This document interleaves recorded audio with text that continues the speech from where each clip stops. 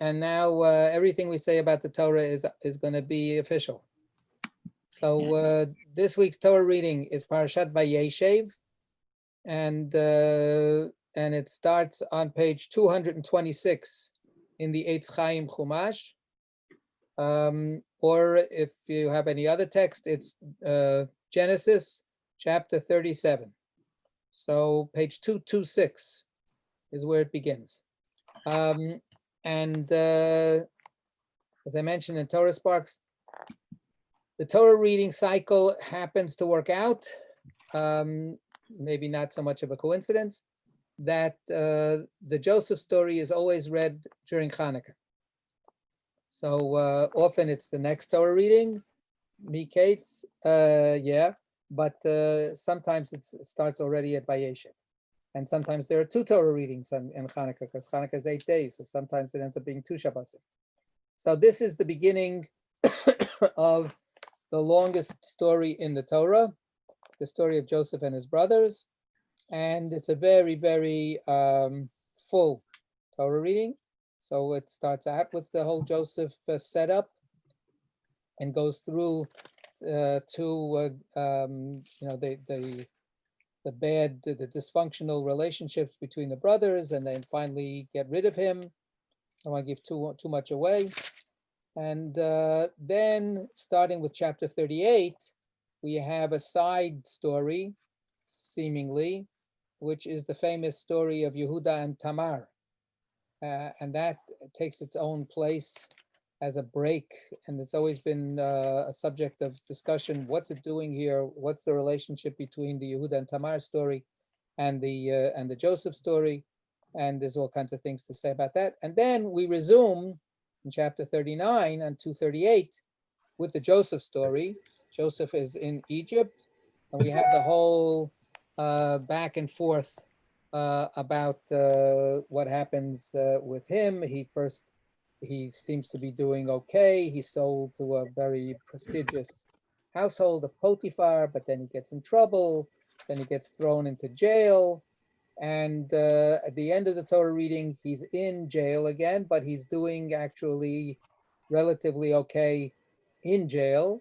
He's a favorite of the warden, and he ends up taking care of these very high-level prisoners, the Sar HaOfim and the Sar HaMashkim, the chief baker and the chief butler of Pharaoh's household, who have been thrown into jail. And the story at the end is that they go each to their own fate, but Joseph stays in prison. And of course, one motif that is in the beginning of the Torah reading, and then at the end of this Torah reading, and then it'll continue next week, is the motif of dreams. So it starts out with Joseph having 2 dreams that get him into hot water with his brothers, who resent him because of his dreams. And then it ends at the end of the Torah reading with the Sar HaOfim and the Sar HaMashkim, the chief butler and the chief baker, also having dreams, and what happens with that. So there's dreams become a big thing. And in that respect,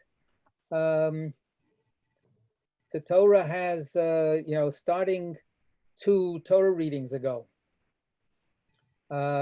we have Jacob is a big dreamer, and Jacob has the famous dream of the Jacob's ladder, and Jacob dreams other dreams later on, and maybe the wrestling match is a dream. Some people think of it as that when Jacob has his famous wrestling with the angel story. And then we have his son, Joseph, and Joseph is also a big dreamer. And then later on, we'll have, not to give too much away, next week, Pharaoh is going to be a dreamer. So there are dreams upon dreams upon dreams, and dreams, play different functions as we go along. All right. So does anybody have a particular section of the Torah reading that they want to pay attention to most especially? One question. I don't really want to focus on it, but I noticed that when they when the brothers get the Reuben comes back and says, "What are we going to do?" And then quickly they think about taking a seir zim and to use the blood of the yearling to cover up the plot. Am I thinking too much into it? But isn't the seir zim used for the korban chata'at? Yeah. And is there some sort of a Is there a connection? prediction that they're already asking for forgiveness by using this thing, or is it? I don't know if there's any connection. No, that's I think thinking too much. Okay. Yes, that's thinking too much. But there are goats that are used in the story. That's where it's used. If you also take just a quick look, 236.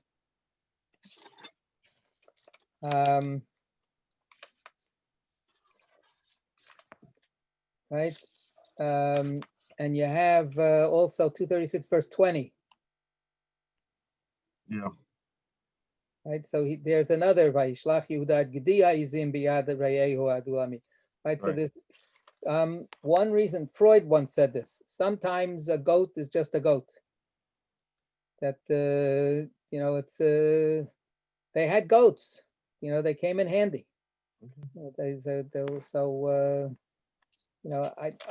don't know that but post facto, it becomes like you say. You start you connect dots that you're connecting dots that didn't exist yet, right? But for us, we'll come back here. Right, but for us, those dots have come into existence. We have 20/20 hindsight, and of course, the midrash works that way all the time, and starts looking backwards and saying, "Oh, look at this and look at this," and so on. So yeah. Geraldine wanted to. Geraldine. This is a very simplistic question, but his brothers didn't like him to start with. What possessed him to share those two dreams with them and not expect to have them hate him even more? All right, so let's, I'm beginning, before I answer that question, or before anybody else tries to answer that question, I'm getting a sense that we should start from the beginning of the Torah reading. How's that? And then we'll hopefully, encounter the point that you're just making, and maybe we'll even get that far to what Alan was saying as well.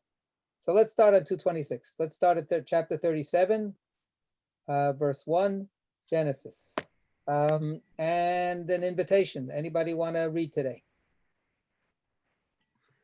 Okay, does anybody not want to read, but they'll do it anyway? Good, Alan. Now Jacob was settled in the land where his father had sojourned. The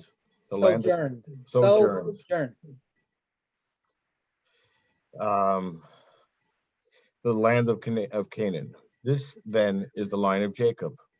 At 17 years of age, Joseph tended the flock with his brothers as a helper to the sons of his father's wives, Bilhah and Zilpah. And Joseph brought bad reports of them to their father.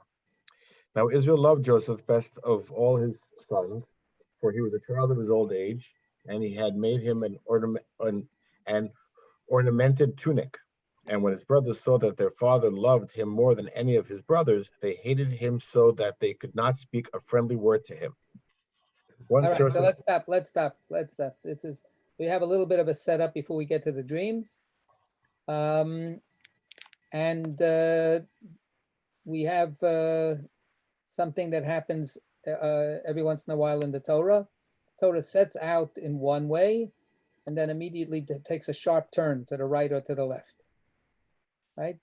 The seeming subject of the Torah's attention is Jacob. Right? Vayeshev Yaakov be'eretz migurei aviv be'eretz Canaan. So Jacob finally makes it home. Right? That's what we had from last week. And he ends up actually burying his father together with his brother. And then he's settled in the land where his father was living, in the land of Canaan. Before we get any further, we've got two verbs describing how somebody can live someplace, right? Jacob was settled. That's the translation of Vayeshev Yaakov. And then in the land where his father sojourned, Migurei, Lagur, right, to live. So what's the difference?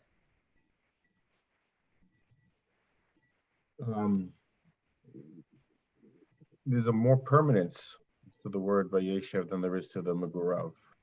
Right. This is a coupling that we find in a number of places, and we had it before in the patriarchal story, like with Abraham. We'll get it later on again and again in the Torah. We have a coupling of ger v'toshav. Ger v'toshav. So ger is a stranger. That's how we translate it. But it means actually somebody who lives someplace, but he may not be living there for long. You know, he's got a short-term lease. Toshav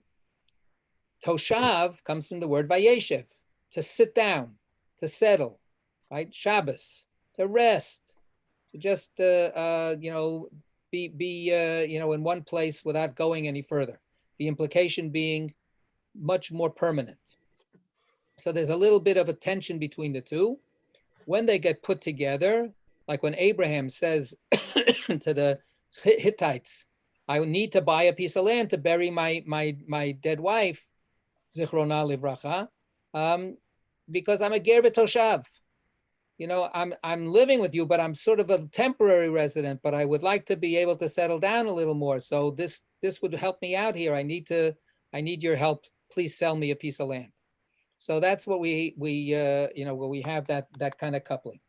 So here we have it juxtaposed that Jacob, Vayeshev, Jacob is Yosheving, and his father, Isaac, was only garing, right? So what do we make of that? How do we see that progression? Or I just gave it away. How do we see that difference? It's funny because last week when they were describing Hebron, that's where they use the same word of, Vayaga, gar, as to where Abraham and Isaac were in Hebron. They guard there. So that's good. That fits in right with what we have here, right? And when Jacob introduces himself to Esau after many years, he says, Im Lavan garti, right? It was 20 years, but really I never meant to be there for 20 years. I really wanted to get out of there. So there's a sense here that something should be actually becoming more rooted, right? More permanent. One possibility is that with the passage of generations, one has a stronger claim on the land. Right. We have this is the classic situation of third generation. He's the third generation of the immigrant family, right? Abraham is first generation, then Isaac is second generation, and Jacob is third generation, right? And the classic sociological model is the first generation has to work like crazy to sort of try to, make it in this strange place. Many times, in Jewish American history, the first generation, they never learned to speak English properly, if they learned to speak English at all. Then the second generation tries like heck to show that they have transcended their parents and definitely fit in. By the third generation, that we're back to the question of, so then actually who really are we? Are we Americans and Jews? Are we Jews and Americans? Right? Because that struggle has pretty much taken place, and now we're the beneficiaries of the first two generations' fights and conflicts. That's the modern story, right? But in a traditional society, when you have somebody coming in, so yes, they have to become acclimated to the place, they have to become accepted. And we have struggles both with Abraham and with Isaac of people not accepting them, right? The Philistines give Isaac trouble. They keep blocking up the wells and so on. And now when we have Jacob, we don't have any indication that Jacob is having any opposition or trouble from any of the locals. On the contrary, the only trouble that he's had with the locals is because his sons want to go and massacre some Shechemites. But other than that, nobody's attacking him. Yeah, Sarita. So I think it's interesting. Abraham, we know, was a wanderer, right? But Isaac, I always think of Isaac as someone who really stayed put. And then Jacob, of course, has lived elsewhere for a long time, and he's just come back. So it almost seems reversed here, that it's Isaac who is sort of the more settled member of the family, as it were. And that Jacob is somebody who's sort of gone back and forth. So I think it's interesting here now to talk about Jacob settling. Well, by now, yes, Jacob had to go through that whole exile, right? And that's a whole other story, right? In each generation, somebody has to come into the land. Each generation of the patriarchs and the matriarchs. Abraham and Sarah have to first come into the land of Canaan from outside. Then in Isaac's generation, Isaac is precluded from doing that, but Rebecca has to come in from the outside. So she has to become the one that has to do this kind of journey from outside to come back into the land. And then with Jacob is a Sabra. Jacob is born, and he should be able to stay there. And yet he actually is compelled to do that same reliving of, I got to go out of the land in order to be able to come back into the land. Except 3 times is a charm. By the time he comes back in, what the Torah is implying is, he's now he's in, right? Now he's in. Yeah, Michael. I'm wondering if beyond just saying, look, I'm settled here, I'm comfortable here, I have roots here, there's also an element of a legal claim, in the same way that there is a legal claim to ownership of land if you've been settled there for 3 years. Here, if we're here for a while, nobody can take it from us. Right. So yeah, good. So that's the I think that in that just subtle change of words, all of that is being brought out for us. And again, we're waiting, we're sort of expecting, okay, good. So now Jacob is going to be able to, live here and be a full-fledged local. The Midrash says, Bikesh Yaakov Avinu leishev b'shalva, kofetz alav rogzo shel Yosef. Just when Jacob thought he made it, just when he thought he'd be able to now live in tranquility, b'shalva, the whole rage of the Joseph story, jumps upon him, right? And that's a little bit what we have, starting with the next verse. When we get verse 2, what do we have? We say, this is the line. This then is the line of Jacob. They add the then, right? The translation adds, this then is the line of Jacob. It's no this then. This is the line of Jacob. Eila toldot Yaakov. Yosef ben Shvais Shana, etc., etc. So just for comparison, remember that Torah portion Toldot. But even the previous one we have from Asa. Okay, and Esav also, good, excellent. Yeah, you don't have to go that far back. Right. This is the line of Asaph, and it goes into the whole thing. Yeah. Of all sons and concubines. Yeah. Good. On 2:16, right? You got it. Alan, you got it. Wait, Alan's the designated reader. We're all of us are too tipsy. But Alan is going to be able to read us home. This is the line of Esav. That is Edom.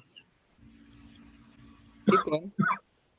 Esav took his wives from among the Canaanite women, Adah, daughter of Elah, of Elan, the Hittite, and of Aholibama, daughter of Anna, daughter of Zibeon, the Hivite, and also Basemath, daughter of Ishmael, and sister of Nebaioth.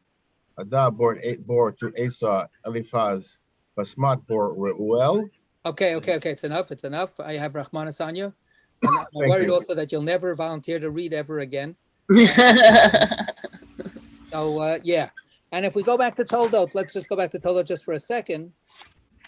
On page 146, this is Genesis 25, verse 19.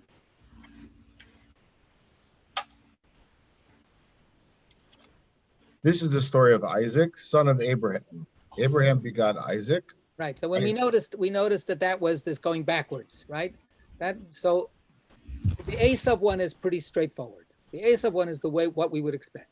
Here's the line of this person, and then we get, how did he have children? How many children did he have? The line of Noah, we had it before. He's got 3 children. So here, all of a sudden, when we're prepped for Yaakov to now be discussed as a patriarch who settled in the land and is established and so on, all of us, this is literally just as the Midrash says, the text jumps on Yaakov and doesn't let Yaakov become the focus at all. And we don't have to go through the 12 brothers, right? Or the 10 brothers till we get till Joseph. No, till we get to Joseph, there's a lot of other Toldot, if we're using the word Toldot as offspring. No, we jump right into Joseph, and we get the family situation. Okay, so what is the family situation? Joseph was tending the flocks of his brothers. You can't hear you so well. The conflict between Joseph and his brothers. No, don't go into such evaluation. Just let's do description. This then is the line of Jacob. At 17 years of age, Joseph tended the flocks with his brothers as a helper to the son of his father's wives, Bilhah and Zilpah. And by the way, was Leah's kids not doing the shepherding? So this is the thing. What does it mean? Right? This is why we should just look at the text and just pay attention to it. That it starts us off at 17 with Joseph, Hayaro et echav. He's shepherd. Et here is with, right? With his brothers in shepherding the sheep, right? And then it goes, V'hu na'ar et b'nei Bilhav et b'nei Zilpah nishei aviv, right?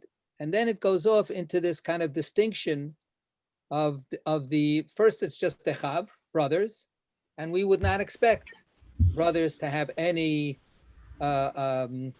separation. We'd think, okay, he's along with all of his other brothers, right? By now we've got 12 brothers. Benjamin was already born. So, and then we get this breaking it up, and we get it breaking it up, and we break it up in a way that's a little, perplexing perhaps.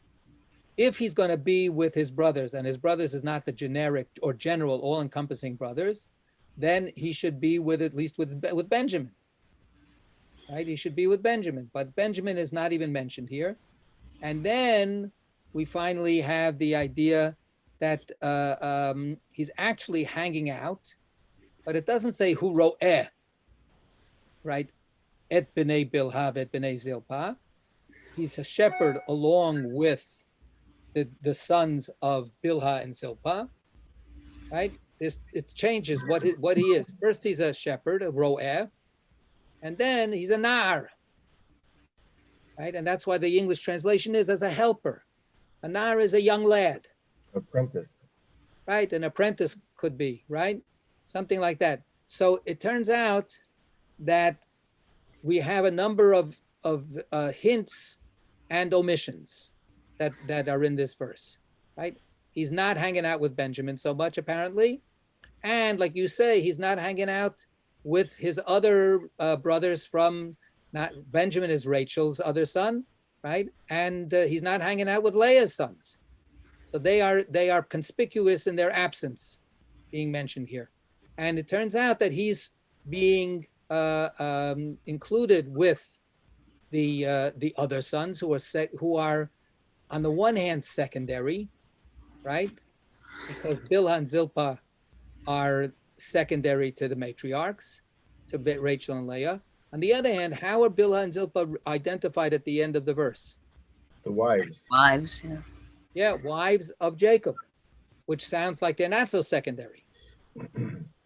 But on the other hand, we are surprised to find out that somebody here is secondary. Who is secondary? Joseph is secondary. Joseph is secondary to the very group that we would have expected to be secondary, right? Bilhah and Zilpah's sons could have been, we would not have been surprised if they were stigmatized as being a little less equal than the other sons, right? They shouldn't have been. You know, they're theoretically all Jacob's sons, Bnei Yisrael, the children of Israel. But we wouldn't have been shocked if there would have been some kind of discrimination. But instead, what we have is that he ends up being a helper. He ends up being the Nachschlepper, right? He's the one when the brothers of his half brothers from Bilhah and Zilpah go, hey, Yosef, you know, we're stuck here with the sheep, or you know what? We're a little thirsty. You take care of the sheep. We'll go and go have a drink someplace and we'll be back. You know, he's the Nar. He has to be actually the assistant to these other guys. So that's also, you know, a point here in terms of Yosef, which when we read the next verse, has a little extra coloration as a result. Jen. Just a question. If Nar is also has the connotation of apprentice, is it just because these half brothers are older than him and know the job? I mean, is it actually like, as you know? Right. No, I'm not. There's nothing nefarious here or anything like that. It could be he is younger, yes. But on the other hand, that's why when we read the next verse, it's interesting because the next verse is going to tell us that even though he might be younger, he's got status. You know, so let's read that next verse as we have many times in the past. It tells us this other part of the equation. Yeah, let's read 3 again. Now Israel loved Joseph best of all his sons, for he was the child of his old age, and he had made him an ornamented tunic. Right, like tonet pasim. In the old days, they translated it as a striped tunic. You know, the coat of many colors, etc. Look at the note, an ornamented tunic on the over the line. There's a thing, a comment. Such a tunic was the mark of high standing, as is known from Assyrian inscriptions. Egyptian tomb paintings show Semitic men and women wearing multicolored tunics draped over one shoulder and reaching below the knees. Syrian ambassadors dressed in elaborately designed long robes wrapped around the body and over the shoulders. Others interpret it as a sleeved garment, a tunic reaching the wrists and the ankles. Okay, so we're not quite sure what the pasim is, but nevertheless, it's definitely something special, and it's a special gift from the father to show that this guy is special, right? In whatever way we're going to interpret it. So what I'm suggesting is that when we read this with the previous verse, we get a little bit of a tension going on, right? In terms of the way the brothers are dealing with each other, Joseph is a young whippersnapper. He's got a lot to learn. He's actually even just the helper of the least of the least. But in his father's eyes, he's the best of the best, and so on. Sarita. So I'm sort of filling in some storyline here, and I'm thinking about the sons of Leah, the oldest of the brothers, like not wanting to have anything to do with Joseph, and they basically say to Dan, Naphtali, Gad, and Asher, okay, you deal with him, right? Now he's gonna be with you, and then here is Joseph, and he has this tunic, and so if I see him as then lording it over the sons of Bilhah and Zilpah. So he might not have been able to do that to the sons of Leah, right? But that might be something that he, as the son of one of the wives could do with these other 4 who are perhaps lower status. So I see that tension. Yeah. Right. And we skipped over one phrase from that complicated verse number 2. Yeah. And that is Joseph's activities, right? That he says, and Joseph brought bad reports of them. Who's the them? Yeah. Who's the them? The Bilhah and Zilpah kids. That would be one. That's the direct previous antecedent, but that's not always the way, communication works. Maybe it's the other brothers. Sarita is suggesting already we've gotten a hint of unequal, kinds of networks of relationships here. So, what's going on is whatever it is, it ain't pretty. And here we have the information that Yosef has dirt on his brothers, and he's not keeping it quiet. Now, whether the dirt is really legitimate dirt or whether it's his perception of dirt, he thinks that they have done some bad things. That's the word diba. Right? Diba is bad reports. So yeah, Jen. Another wrinkle, and I was just thinking, like, why he would hang out with Zilpah and Bilhah's kids is he might very well regard Bilhah as his mom. Bilhah might be his nearest stepmom, the maidservant of his mom. He probably didn't know his mom very well because he was probably pretty young when she died having Benjamin. So maybe like he's naturally grouped with those kids just because Bilhah's his closest stepmom, and the one he's probably the one who mostly raised him as a mom. Okay, very good. Good. So, but I just want to. That doesn't mean he's not a jerk to those stepbrothers, but But I just want to insist that our word, right? That he's the young lad is, is it a friendly young lad? Is it a friendly term? Is it innocuous? Is it, of course it's natural. Well, they're going to try to kill him, so I guess it's not innocuous, but Don't read it. What are you spoiling it for everybody? I'm sorry. So, and is his favored status because of anything other than, hey, I'm Rachel's kid? I mean, that's, being like the favorite, the love of Jacob's life, and, it might not be a status thing exactly, just.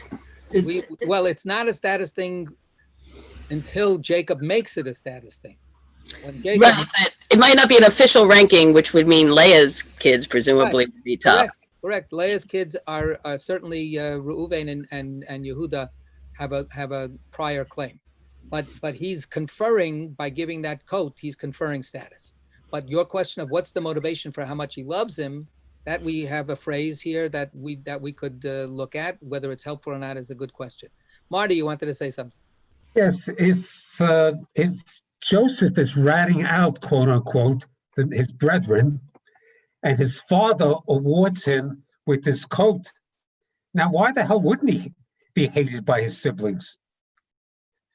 Yeah, I don't think there's any implication of condemnation on when the Torah reports that next verse, right?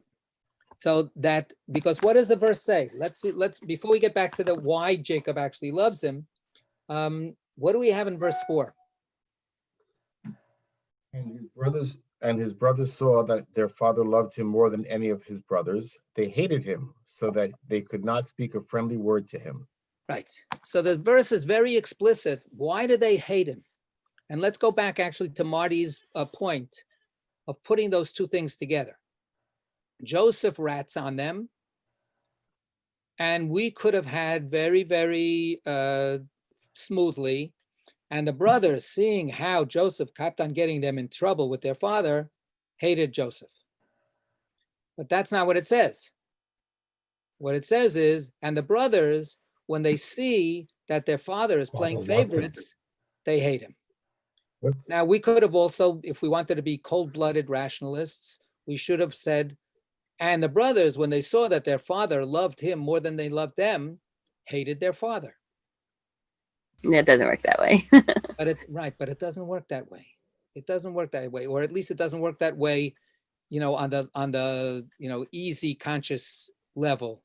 Often it often doesn't work. The easier way to hate your father is to hate something that your father loves. Right. So the way that they get back on their father, the way that they can safely, for their own selves, for their own hearts, and for their own conscience, the way that they can hate their father, be angry. Let's not use the word hate, but the way that they can really totally resent their father in a way that they can live with is by displacing that and resent the guy who stands for this special treatment, right? And that's Joseph. You know, Yeah, Marty.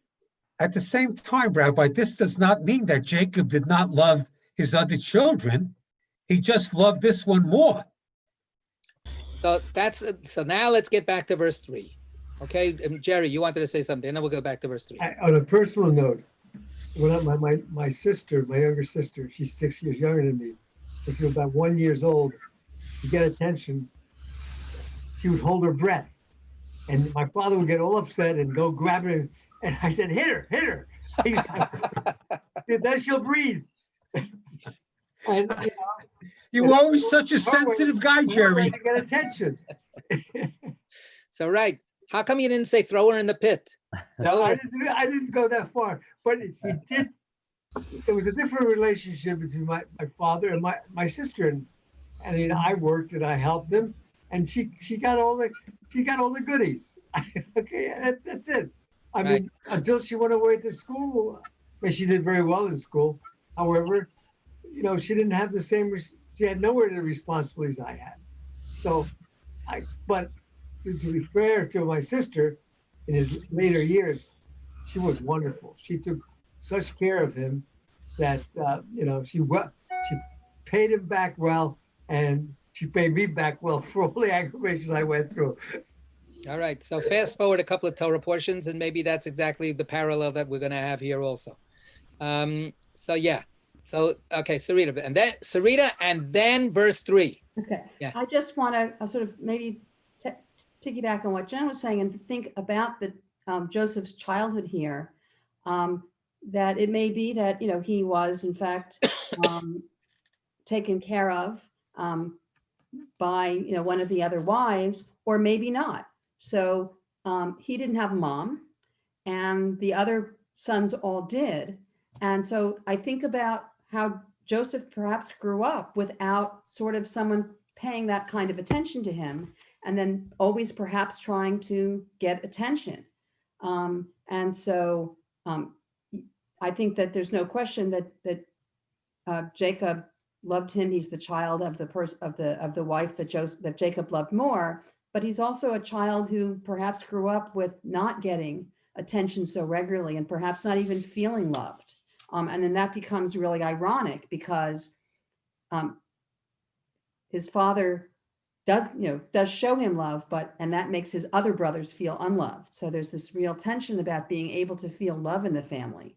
Yeah. Mhm. So I want to highlight just for a second that factor of emotion. This, we tell the story, and it's a fascinating story, and it's a classic.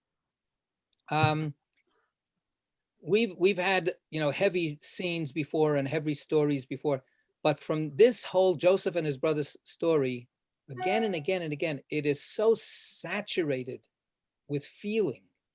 It's so soaked with the troubles that people get into out of deep feeling. It's a really, really essential part of the story. And feelings don't go according to plan, and feelings don't go according to what's right and what's wrong, and so on. It's a very, very again and again, very, very, very emotional story, and that's part of the language in verse 3.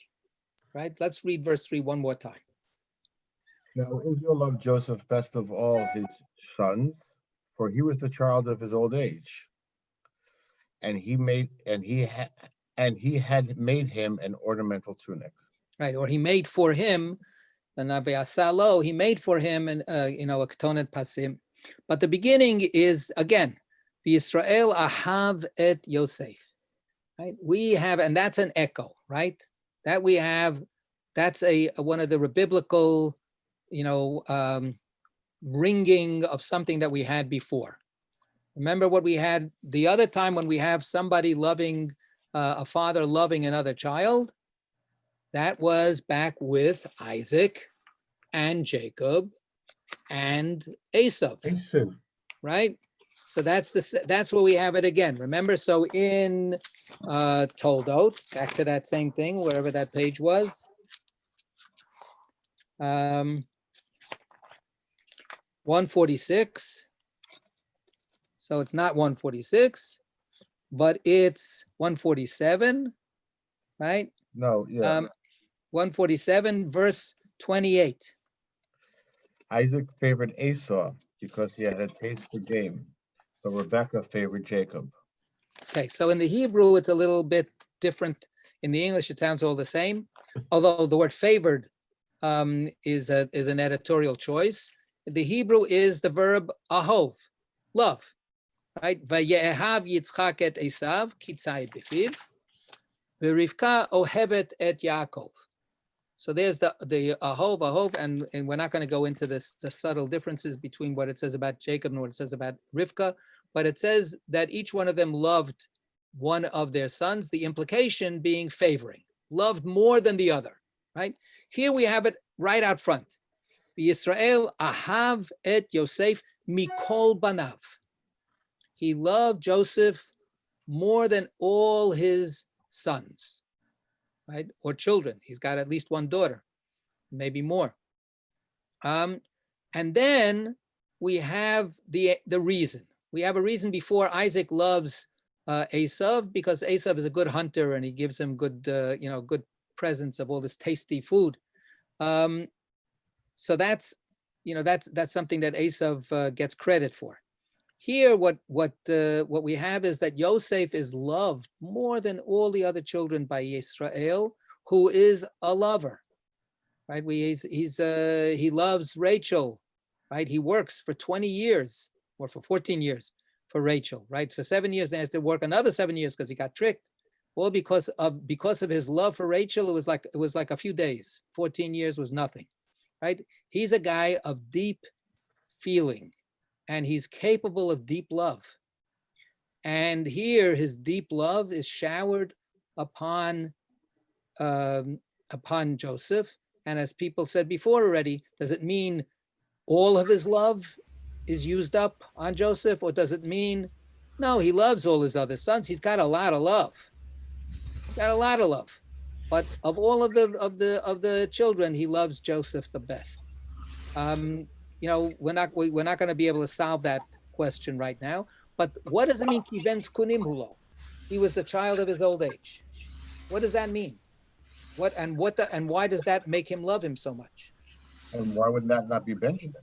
And what after all? I actually have a thought about why it's not Benjamin, but it's a really bad thought. Because the wife, because she dies. No, well, that might be because she died in childbed, but I was thinking my great-grandma Rose taught my grandma you can't get attached to any child until they're of a certain age because infant mortality was so high. So I'm wondering, was Benjamin just not old enough to be safe yet, and Joseph was? So you could actually shower Joseph with your love, and Benjamin, you had to wait a while longer to make sure he was going to make it? I don't know. But yes, also the fact that she died having Benjamin might be a resentment against Benjamin. That's a really good point. Right. So that although Benjamin was a second fave, right? So, So that brings us, of course, back to Rachel, right? Rachel is the mom, and Rachel is the one that Joseph loved to the extreme, right? He did not love Leah. He loved Rachel. And that love now is channeled to Rachel's fruit of her womb, right? So whether Benjamin is too young or Benjamin has a little bit of a stain because of the story, but Rachel is still in the shadows here. Rachel is really behind this, but it doesn't say kiven Rachelhu, right? It doesn't, because he was Rachel's son, Rachel's child. It says Ben Zkunim. He is the son of his old age. And, so we see it as, that, okay, old Pops is doting on this, when the last of the kids that he thinks he's going to have or something like that. But if you're very analytical about all the information that we have in the past, it doesn't really seem that Joseph was all that much, younger than the rest of the brothers. it's not so clear that he was that kind of big gap, that there was that kind of big gap between them. And not only that, it's not so clear that Jacob was so ancient when Joseph is born. We can do the math. If we go backwards, we can do the math from from the stuff that we get later when Jacob goes down to Egypt, and how old he is and how many years he's there, and so on. But the phrase not only is just ambiguous and also a little problematic, but it's also made as a result, it sort of makes us look at it and say, well, is it really not quite saying what it means to say? Or is it saying something slightly different? If Rachel is really the main factor, right, which we I think would have said seems to make a lot of sense, then not saying that it's Rachel is also a kind of an emotional choice, right? I'm not going to say, but instead that the text is a little bit channeling, so to speak. But what it is saying is, after all, that was Jacob's dream, to spend his old age with Rachel. That's the one he wanted to live his life out with. And time for him with Rachel was nothing, right? Instead, he's living his life with everybody else except Rachel. And when he comes to his deathbed, again, that's going to come back up really front and center. Rachel died on me. Meta alai Rachel. That Rachel, left me right on the side of the road. The whole idea that she's not even buried in the cave of Machpelah, which the patriarchs made such a big effort to use as a family plot. So Joseph is this son who, if we're talking about displaced hatred, right, that the brothers can't hate their fathers, so they have to hate him, right? We're also talking a little bit maybe of displaced yearning and holding on to something that was lost. Yeah, Sarita. Well, I'm thinking also is that this may be how Jacob sort of perceived and treated Joseph, that he continued to baby him and infantilize him, whereas the other brothers go out and tend the sheep and do your work and be men. But he allowed Joseph to continue to be a kid, a young man, a youth, right, a na'ar, and so that maybe is continuing to be his perception. I had another comment though. And then if he's a little baby, he's not responsible. Right. Right. He's not responsible. So the brothers resent all of his bad activities, and the father just lets it go and lets it go. Right, because he has this perception of him. I wondered why Jacob is referred to as Israel here.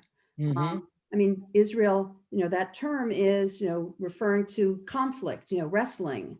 And so why not, now Jacob loved Joseph best of all. Why now Israel loved, is there so one thing I want to just say up front is, it's not because it's a different strand of text. There's a certain strand of text that says Jacob, and there's another strand of text that says Israel, because it's right here in the same text, right? We go Jacob, Jacob, and then we get into Israel. I don't know that there's a really successful, consistent explanation for the different uses, but my sense that I've shared in the past is Israel comes into play often, at least, when the stakes are not just about Jacob as a person, but when the stakes become more about destiny and about identity of the group. And I think that that's part of this Tonet Pasim idea. He's seeing Joseph, he basically, when he gives him that cloak, he's making him the firstborn. Right? He's turning around the tables from a ben zkunim, from the youngest, so to speak. He's turning him into the leader, the heir apparent. Right? So he is, in that sense, thinking about the future. Right? This is not, again, this is not a family that is oblivious to what their mission is. Yeah, Jen. So does he think like it was going to be either him or Asaph? Does he think it's going to be just the one kid that's going to carry on the whole Israel thing? Does that mean he's going to actually kick Ruvain off? I mean, that means he intends now to like disinherit the rest of them? Unclear. We never have an explicit discussion that says, okay, patriarchal period finished. Now we just continue to become, all equals among ourselves, right? How come there isn't a fourth patriarch? Did Jacob think that there was going to be a fourth patriarch, and that was going to be Joseph? And he was wrong. But where does it say? There is no instruction by God that says after the third generation, then forget it. Then you're on your own. Doesn't say that. So yes, maybe that's in the back of his mind. He's trying to do what he thinks is necessary for the future. Could be. So all of this, by the way, where's Geraldine? All of this, Geraldine, is actually to try to work up a little bit of a context for your question, to address your question, right? Why your question was, say it one more time, we've got another 2 minutes. Go ahead. Knowing that he was favored by his father and his brothers didn't like him anyway, why did he make a point of sharing these two dreams with them? What did he expect to come out of it? Right. So we're not going to actually read the rest of the text with the dreams. They're famous, they're notorious. But your question is, what's going on in Joseph's mind? We've been speculating about what's going on in Jacob's mind and what's been going on with the other brothers. How does Joseph perceive the way he's being treated by his brothers and by his father? How does he experience that, and how does he interpret it? Right. So when we see that he shares those dreams, it seems to me that that's an indication that he's not quite as afraid of antagonizing his brothers as we would say, like, please watch out, stop, don't cut it, don't do this. He's not as concerned. Why not? He's got a destiny. If he believes in those dreams, and his father has just selected him as essentially heir to the whole Israel thing, then what has he got to fear from his brothers? Right, and maybe he's delighted by those dreams because they confirm what his father has been doing, and now maybe he's telling his brothers, "Don't be so upset with me. This is beshert, right? This is divine, destiny determined already, So this is, be happy for me, because Dad is right." Yeah, Alan, you said you wanted to say something? No, I just said he didn't have any reason to be fearful because he was protected. And well, does he want to stir the pot? Does he want to make his brothers angry at him all the time? Yeah, Geraldine. But even his father admonishes him for repeating the. So when does his father admonish him? Let's just grab that as the last thing, right? When does his father admonish him? After the second dream. Not the first dream. Right, but Not the first. He's not in the first dream.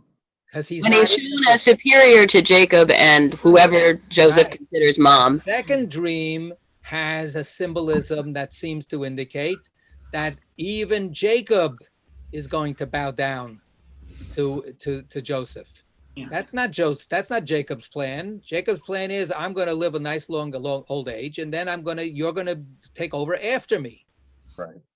Right. So this is where it gets sticky. Right. So we'll leave it at that. Okay. Yashikot, everybody. Happy Hanukkah. Happy Hanukkah to everyone. Stay safe, everyone. Bye-bye. Shabbat shalom. Good luck with your family, Alan.